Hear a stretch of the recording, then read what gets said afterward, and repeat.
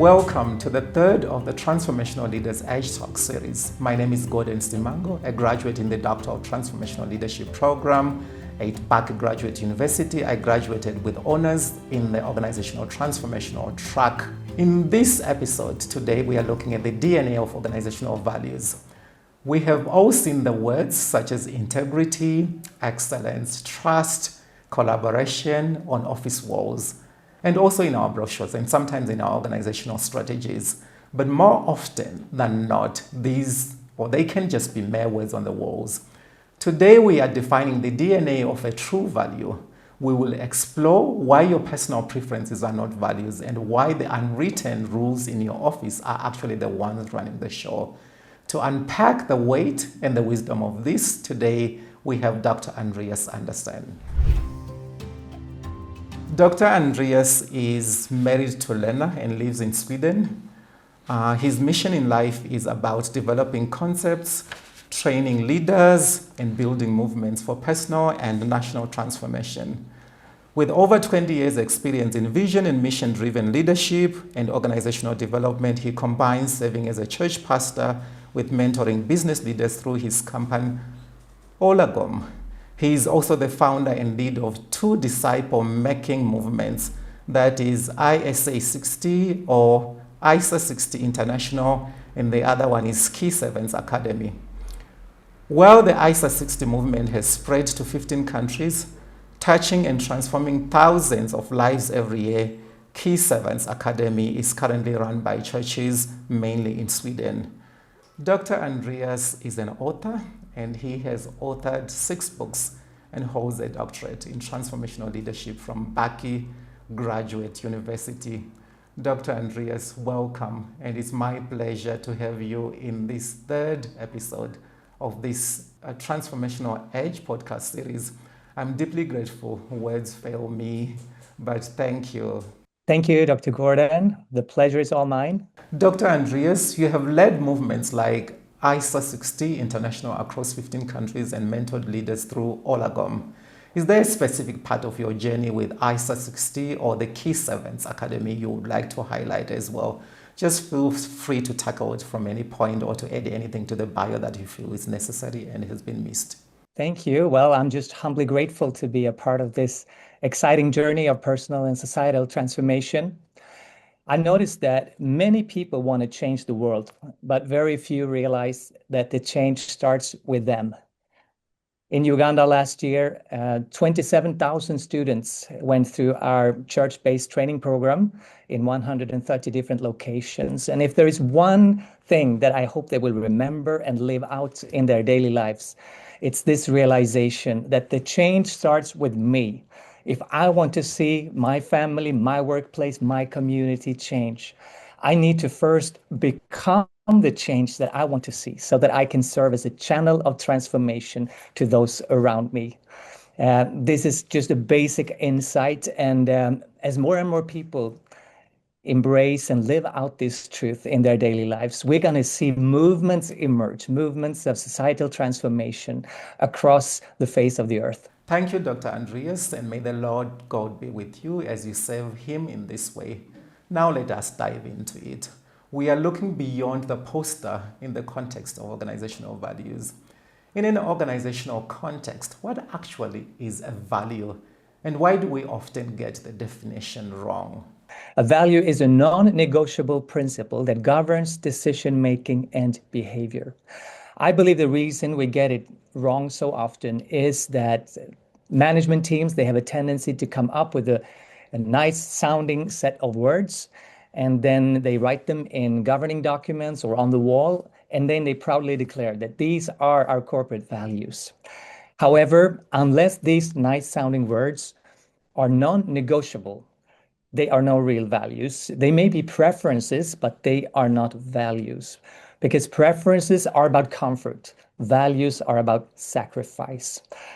And unless the words on the wall are the principles that actually govern decision-making and behavior in the organization, they are not the authentic core values. Wow, that's powerful.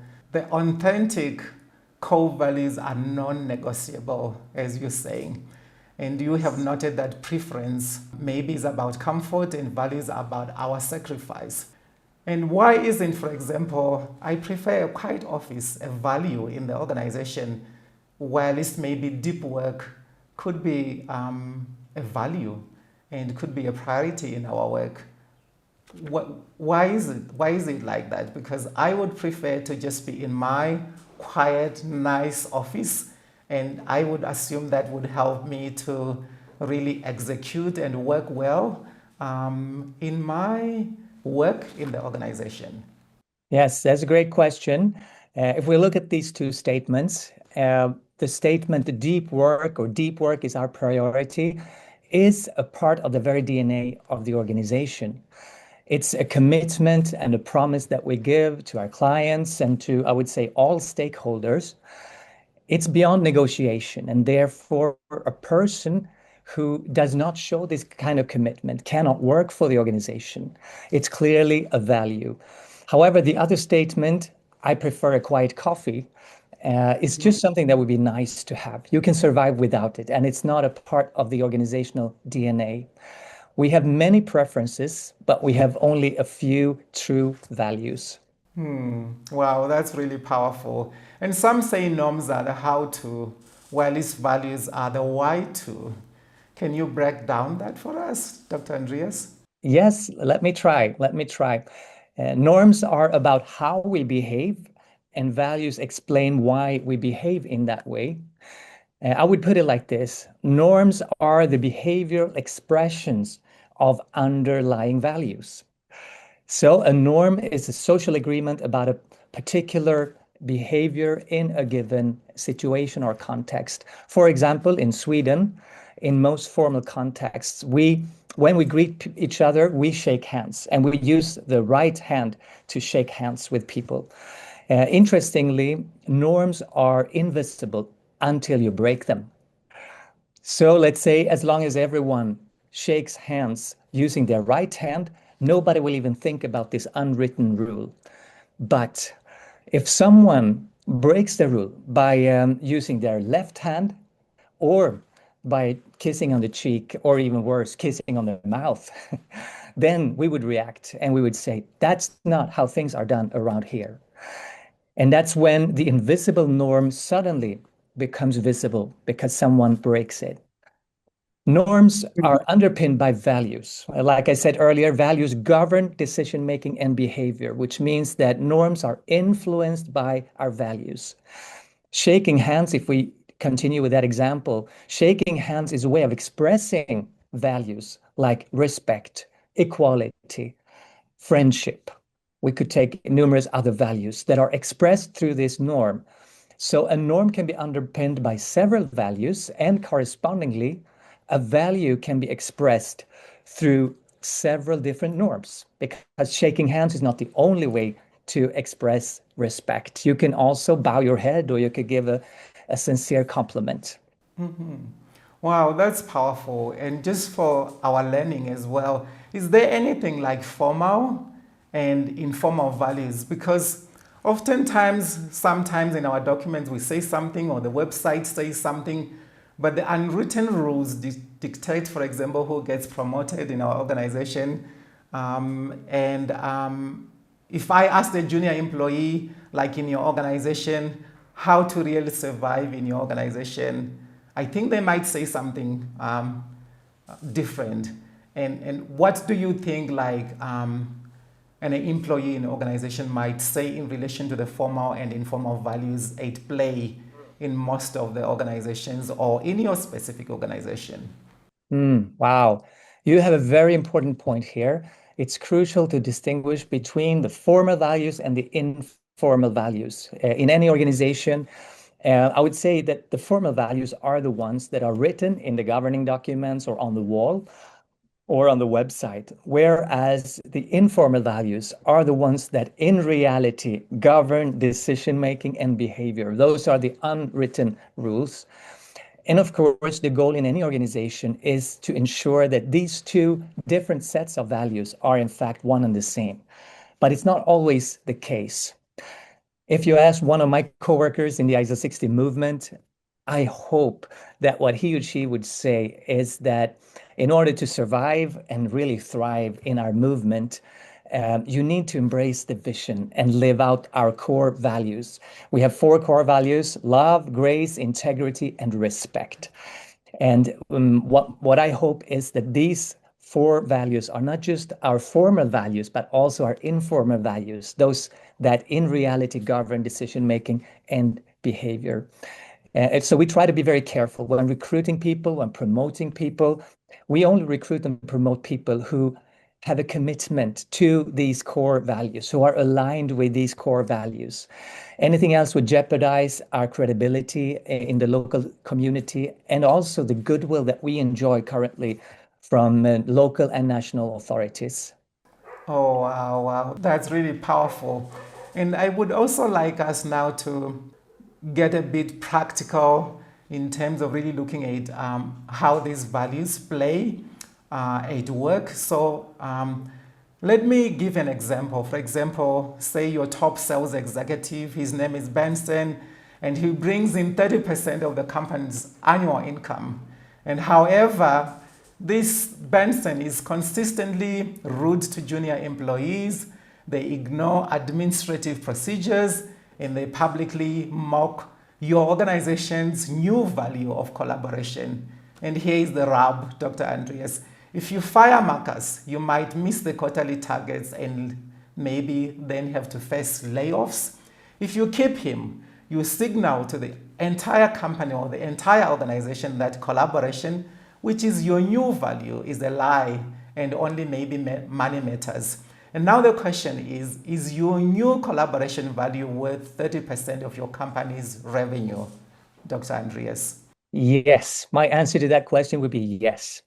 Sticking to our core value of collaboration is definitely worth losing 30% of our revenue because allowing Mr. Benson to continue his arrogant and disrespectful behavior would be even more costly in the long run.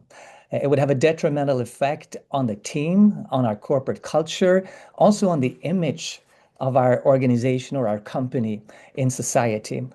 And actually, the fact that Mr. Benson is our top sales executive makes this matter even more critical, even more urgent, because in this position, he exerts a great influence on the organization, and he is likely to serve as a role model to many of the employees. They want to become like him. They also want to be the top sales executive.